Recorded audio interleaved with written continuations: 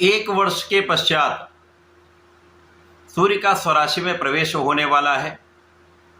प्रिय दर्शकों, 17 अगस्त को सूर्यदेव राशि परिवर्तन करके सिंह राशि में प्रवेश करने वाले हैं, जो अत्यंत महत्वपूर्ण भी है, क्योंकि जब भी कोई ग्रह स्वराशि का होता है अथवा अपनी उच्च राशि का होता है तो उसके बल में, उसके प्रभाव में, उसकी क्षमता में, उसके सामर्थ्य में कई सौ गुना वृद्धि हो जाती है।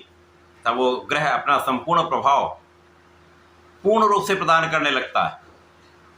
अब सूर्यदेव तो राजा हैं, राजा के समान इनका प्रभाव है। एक विशेष आभा मंडल है जिसके समक्ष समस्त ग्रहों का प्रभाव निर्बल हो जाता है, वो ग्रह अस्त हो जाता है। सूर्यदेव शासन प्रशासन के कारक हैं, सरकारी सेवाओं के कारक हैं, राजनीति के कारक हैं। सूर्यदेव आत्मबल के कारक हैं, पिता के कारक हैं, नेतृत्व के कारक सूर्यदेव हैं। तो सूर्यदेव का कोई भी परिवर्तन अत्यंत महत्वपूर्ण होता है। यहाँ तो ये स्वराशि में होकर अत्यंत बलवान हो रहे हैं, परंतु बलवान सूर्य पर प्रबल ग्रहण का प्रभाव भी प्राप्त हो रहा है, जो निश्चित रूप से समस्त राशि के जातकों को प्रभावित करेगा। जय श्री गणेश, नमस्कार। मैं आचार्य संजय द्विवेदी। मेरे समस्त प्रबुद्ध दर्शकों का मेरे चैनल पर हार्दिक स्वागत है। प्रिय दर्शकों, आज मैं वृश्चिक राशि का सूर्यदेव के इस राशि परिवर्तन के पश्चात किस प्रकार का प्रभाव प्राप्त होने वाला है, ग्रहण दोष का क्या प्रभाव मिलेगा, इस समय का आप कैसे उपयोग कर पाएंगे, अथवा कहीं पर कोई समस्या या अवरोध है तो उनका क्या निराकरण है, संपूर्ण विश्लेषण मैं पूर्ण तरीके के साथ करने जा रहा हूं। प्रिय दर्शकों, इस राशिफल को आप अपने लग्न तथा राशि दोनों के अनुसार देख सकते हैं। अब वृश्चिक राशि मंगल की राशि है, मंगल सूर्य का अतिमित्र का भाव है, तथा यहाँ पर सूर्यदेव कर्मेश होते हैं। कर्मेश का कर्म भाव में ही गोचर आरंभ होने वाला है, जो अत्यंत महत्वपूर्ण है, क्योंकि केंद्र का भाव है और केंद्र के भाव में वैसे भी समस्त ग्रहों का प्रभाव कई गुना बढ़ जाता है। अब सूर्यदेव दशम भाव में होंगे, स्वराशि में होकर बलवान होंगे, तथा यहाँ पर इनको दिग्बल भी प्राप्त हो जाता है। तो सूर्यदेव यहाँ पर महाबलशाली होंगे, परंतु राहु के साथ 180 डिग्री का संबंध बन रहा है, 180 डिग्री पर सीधा संबंध ये महाप्रबल ग्रहण का निर्माण कर रहा है।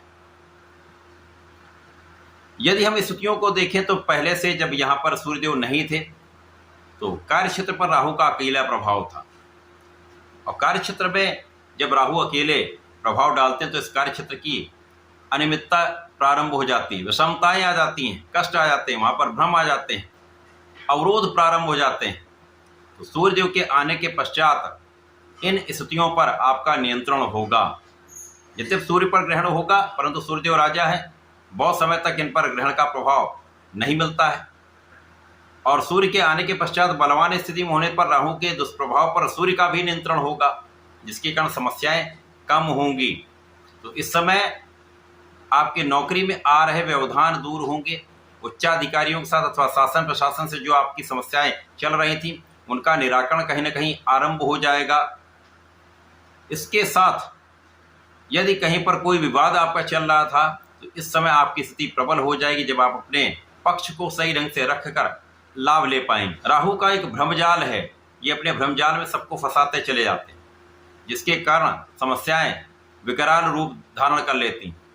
अब कार्य क्षेत्र में यही स्थिति हो रही है, जब आपका व्यापार कहीं ना कहीं भ्रम के कारण या उन लोगों से जिनसे आप व्यापार करते हैं, जिनसे आपसे संबंधित हैं, या जिनसे आप अपना किसी प्रकार से व्यापार या लेन देन का कार्य करते हैं, उनसे ही समस्याएं उत्पन्न हो जाती हैं, उनसे ही विवाद हो जाता है। सूर्य के आने के पश्चात इन स्थितियों पर नियंत्रण होगा, समस्याएं सुधरनी आरंभ हो जाएंगी, समस्याओं का अंत होना आरंभ हो जाएगा। इसी प्रकार से आपके प्रोफेशन में जो अवसर नहीं प्राप्त हो रहे थे, कहीं ना कहीं से उनमें कोई व्यवधान आकर अवसर समाप्त हो जा रहा था, नए अवसर नहीं प्राप्त हो रहे थे, तो ये समस्याएं यहाँ पर कम हो जाएंगी। सूर्य के आने के पश्चात आपका आत्मबल श्रेष्ठ हो जाएगा। सूर्य के आने के बाद आपका मनोबल अच्छा रहने वाला है। सूर्य के आने के बाद आपको पिता का संपूर्ण सहयोग मिलेगा। सूर्य के दशम भाव में पहुंचने पर उच्चाधिकारियों का लाभ आपको मिलने लगता है, उच्चाधिकारियों का सहयोग मिलने लगता है, शासन प्रशासन से लाभ मिलने लगता है।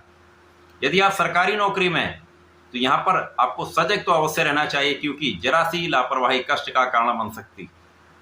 तो इस समय में आपको पूर्ण निष्ठा के साथ, आस्था के साथ अपने कार्य क्षेत्र में लगे रहना है। किसी प्रकार का अन्याय नहीं करना है, किसी प्रकार का लापरवाही का भाव न लाएं, अनुशासन में रहें तथा अनुशासन में लोगों को रखें, जिसके कारण समस्याएं समाप्त होंगी।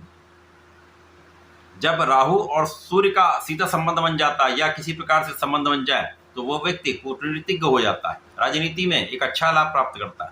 तो जो लोग राजनीति से संबंध रखते हैं उनके लिए तो विशेष समय है। यहाँ पर आपका कूटनीतिक भाव अत्यंत प्रबल होगा, जिससे आप समस्याओं का निराकरण आसानी से कर पाएंगे। अपने राजनीति के करियर में एक अच्छा लाभ आप लेने जा रहे हैं, कार्यक्षेत्र का विस्तार करने जा रहे हैं, आपने जो काम किया है उसका विस्तार करने जा रहे हैं तथा एक अच्छा पद आपको प्राप्त हो सकता है। अब सूर्यदेव यहाँ पर दिग्बली भी हैं और केतु का साथ मिलेगा, तो यहाँ पर कहीं ना कहीं जो राहु का व्यवधान है, जो समस्याएं हैं, उनका निराकरण यहाँ पर आप आसानी से कर पाएंगे।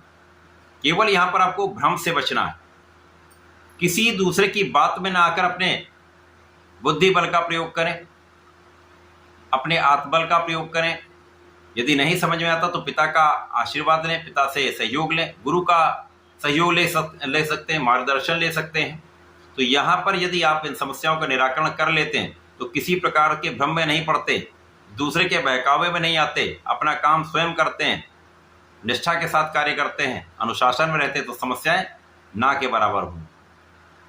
तो इस समय में सूर्य के परिवर्तन का लाभ लेने के लिए आपको नियमित रूप से सूर्यदेव को जल देना चाहिए, ओम ऋणि सूर्याय नमः का जप करना चाहिए तथा भगवान शंकर मोचन की शरण में रहकर हनुमानाष्टक का प्रतिदिन पाठ करें। तो प्रत्येक दिन बजरंगबली का हनुमान चालीसा का पाठ करें। शनिवार को और मंगलवार को 7 बार कर लें, विशेष लाभ आपको प्राप्त हो जाए। तो ऐसा करके इसका लाभ लें। धन्यवाद, नमस्कार।